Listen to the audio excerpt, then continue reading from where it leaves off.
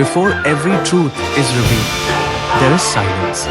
Before every legend steps forward, there is doubt. This is the moment where shadows begin to speak and names start to carry weight. Chapter 11. With the name 1, the scene opens on a strange figure. A lazy thin boy stands casually, hands buried deep in his pockets, messy long hair falling around his face. He scratches his leg without care, and with a bored voice he speaks, "I am L." The camera slowly turns toward another man. An older figure stands firm. Vatari holds up his identity card, his voice calm but serious. "I'm Detective Superintendent Yagami of the NPA." One by one the others introduce themselves. "I am Matsuda. I am Aizawa. I am Ukita. And I am Mogi." The atmosphere feels tense, uncomfortable, unpredictable. Suddenly, L raises his finger, points straight ahead, and says a single word. Bang! Vatari freezes in shock.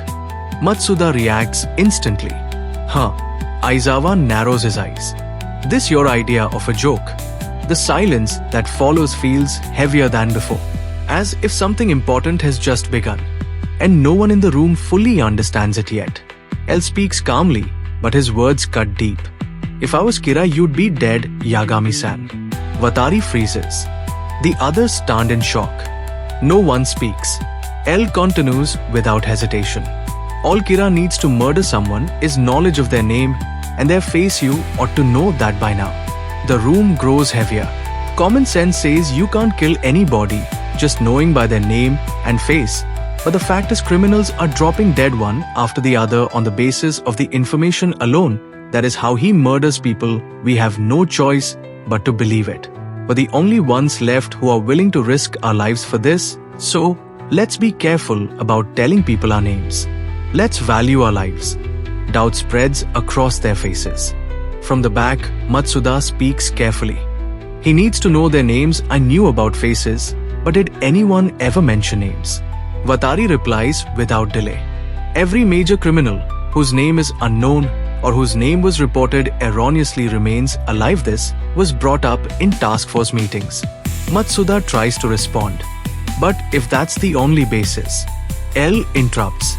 "Rather than standing around talking, how about we move over there? Please turn off your cell phones, laptops, and any other electronic equipment you may have and place them on that table first." Aizawa hesitates.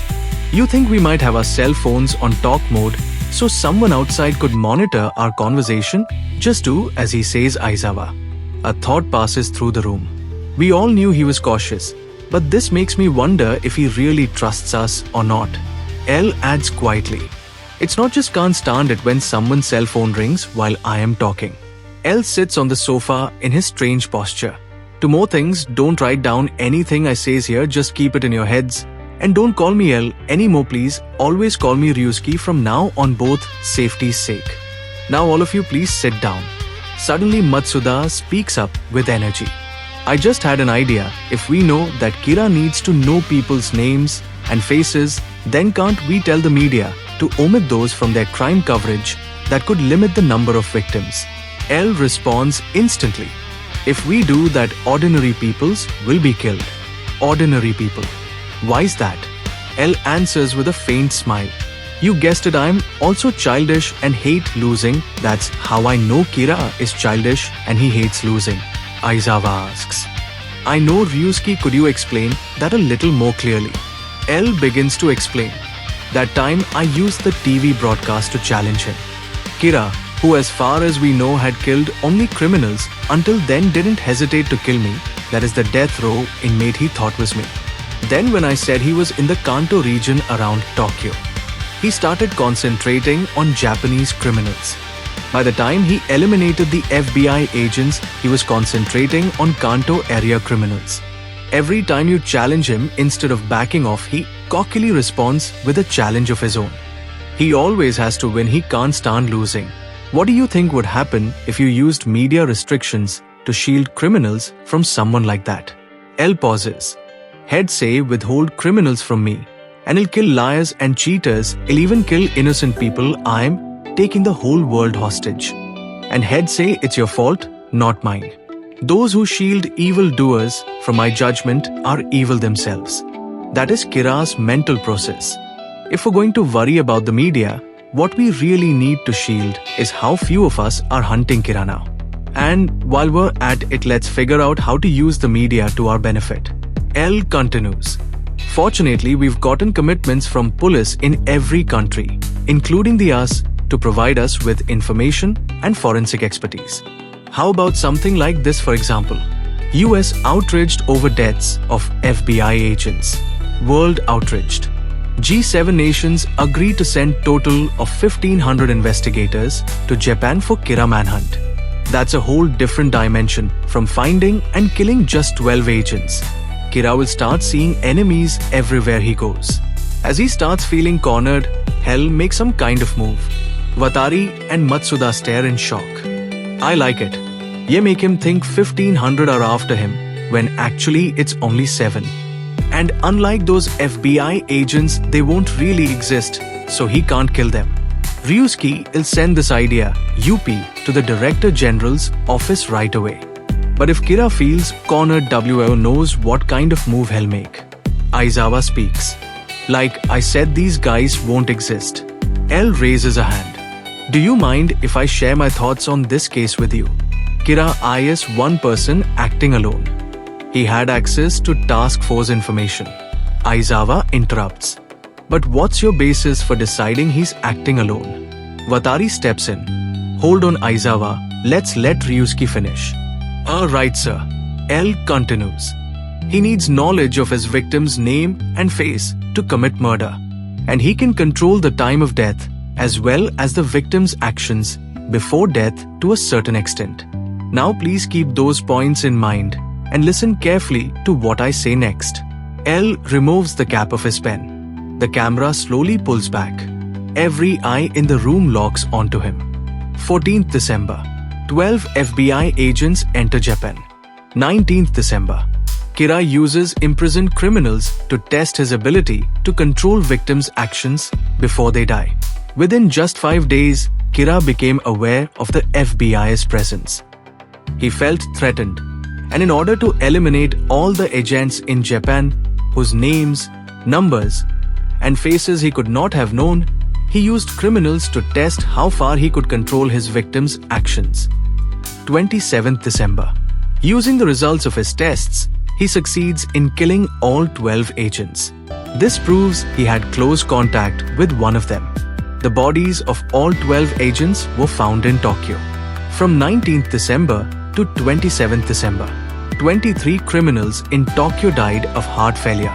And that's just the victims we know about. These victims were clearly unlike Kira's targets so far.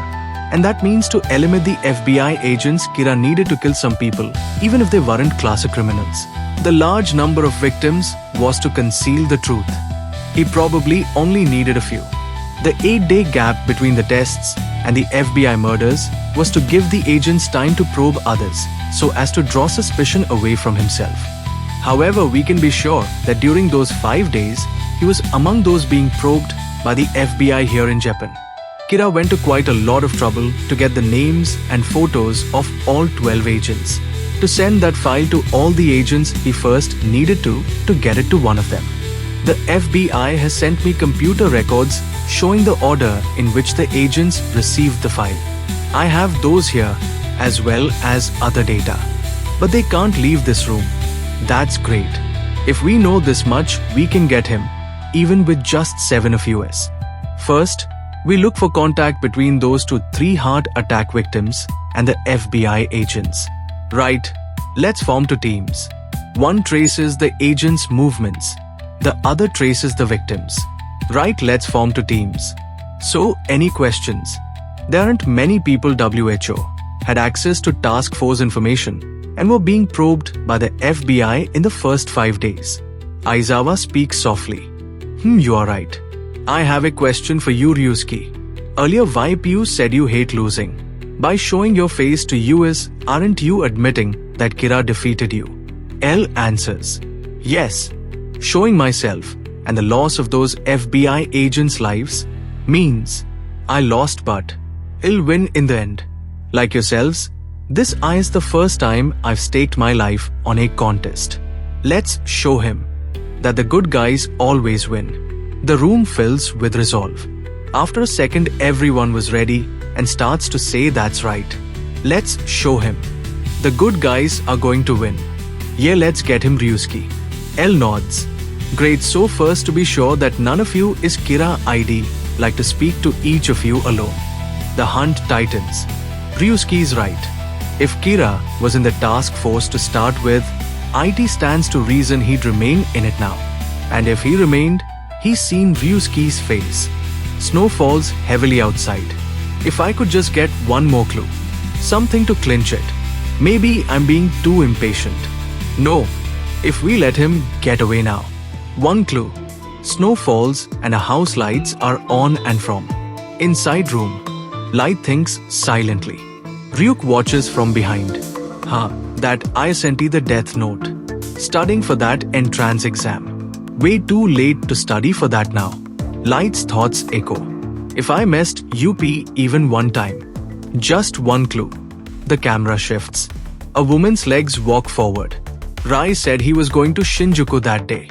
4 people died of heart attacks around Shinjuku station. It was no coincidence. Kira doesn't need to use a heart attack to murder people, I know that for a fact. The bus jacking. She steps into the National Police Agency. And as the doors is about close behind her, the truth draws closer. 2 minds. One game. And only one of them can win.